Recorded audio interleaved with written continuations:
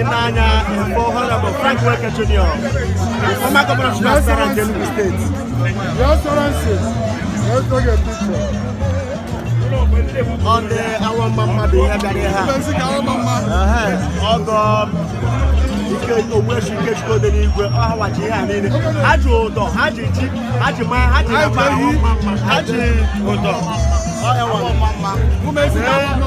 Oledo anya fulugo ọmarịcha nwaanyị anyị ga-edute na mbọ mama ịnanya ịfụ na bịa na ebe a bụ Ogbueshi Ikechukwu Odenigwe ụlọakwa ọzọ barịsta Odenigwe anyị na ebe a na-anabata ndị bịara abịa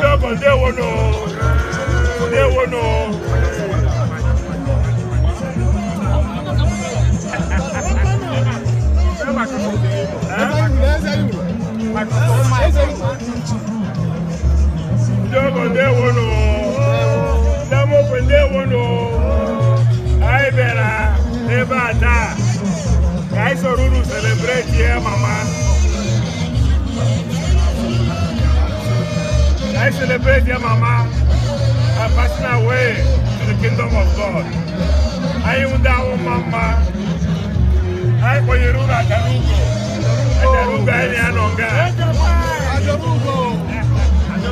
my mother Muria and my father we are master. I don't know where all is different and special. How can you special and different? And then Odenigwe and Zeribe is too long. It started off in the 1940s, before any of us were born. Odenigwe and Zeribe secondary school, America, Mecha to capital and Ogo. And that generation has finally passed away. We're welcoming you. Emeka Amapoga Amulagela Zara CDC. And Ike, welcoming you to our club of motherless babies. Welcome. Aina Sunundo, Isenike, Chukuge Nyuno. All it takes to replace the bigness of your father and your mother.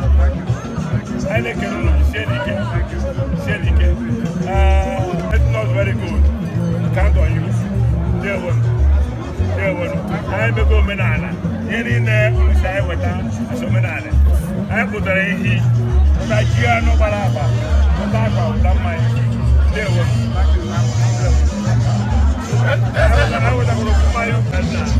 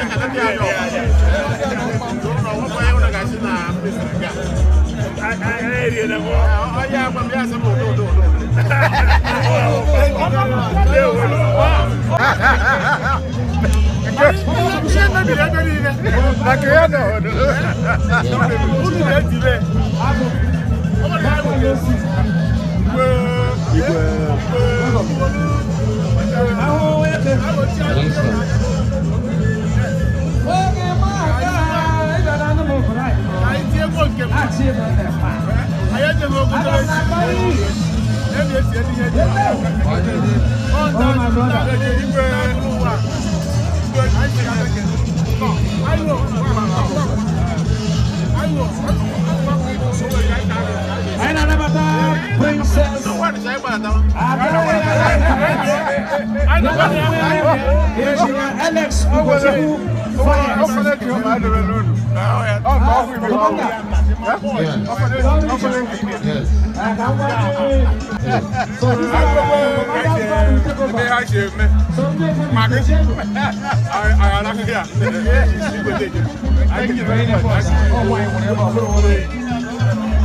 my senior, right on school. I'm not help on the school. I'm not going to get that. But also, you run in the light. You back in the good.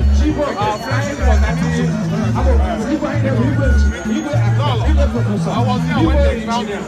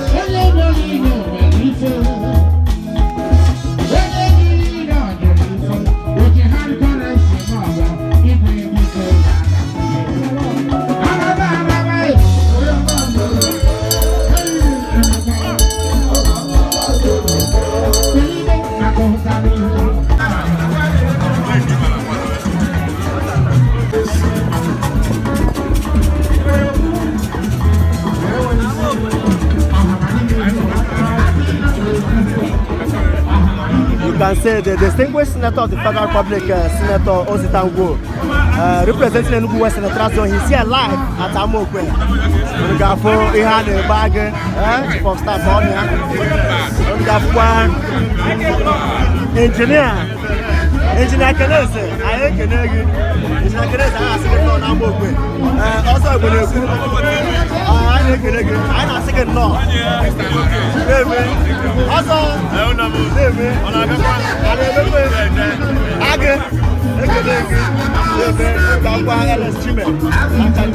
life and direct.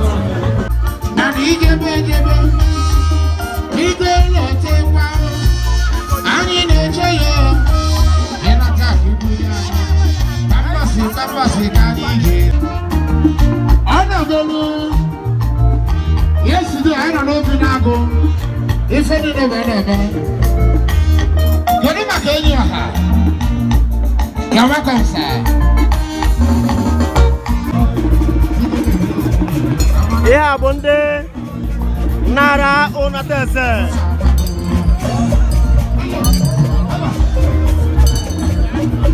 On the Nara Onatese. Urgafo. Honorable Nnale Nnaji, representing in Kano West and East Federal Constituency, is also here. Ozi Bondo.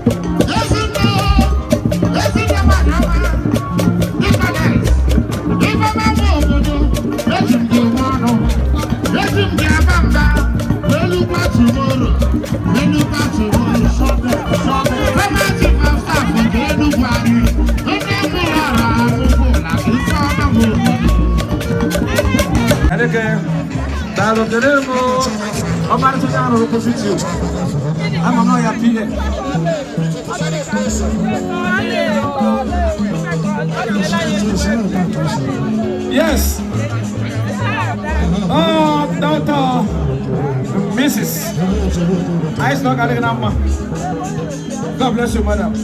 Always smiling. Anya follow go. consultant. Nukuwanye. Vous êtes consultant.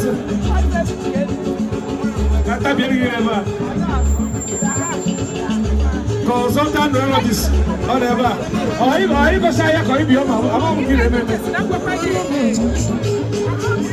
the Honorable Commissioner.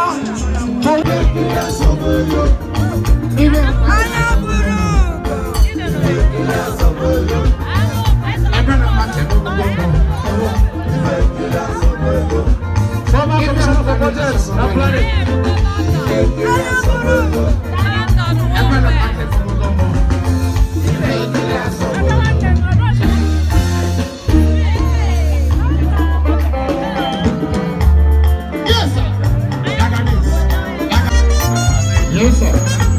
The distinguished senator of the Federal Republic. Oh, now I go from Amokwe.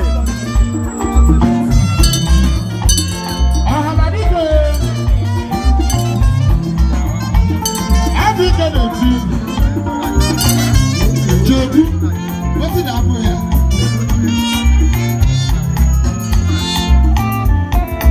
Yes, sir.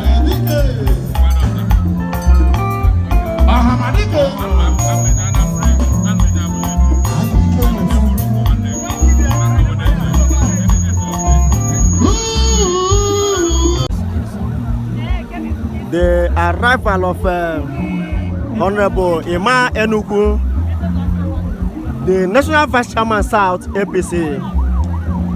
He is here live at Amokwe to commiserate with Odenigwe family. Oh, Ezboyo Nago Yecha. I na see and no. Amokwe. Honorable Enugu, National Vice Chairman APC South, is greeting also Barrister Odenigwe at Amokwe. He is here to commiserate with Odenigwe's family. I na see and no Amokwe. Ezboyo Nago Yecha. No.